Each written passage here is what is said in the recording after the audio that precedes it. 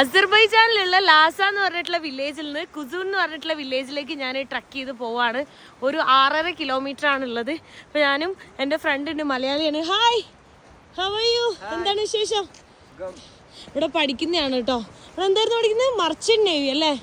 എങ്ങനെയുണ്ട് ക്ലാസ് എല്ലാം അടിയല്ലേ? വഴിയൊന്നുമില്ലല്ലോ. ഇവിടെ ആരോ മാർക്ക് കൊടുത്തിട്ടുണ്ട് കേട്ടോ. ഈ കൺട്രിയിലുള്ളൊരു നല്ല കാര്യമാണത്. ഇവിടെ ഇങ്ങനെ ആരോ മാർക്ക് കൊടുക്കും ട്രക്കിങ്ങിനുള്ള.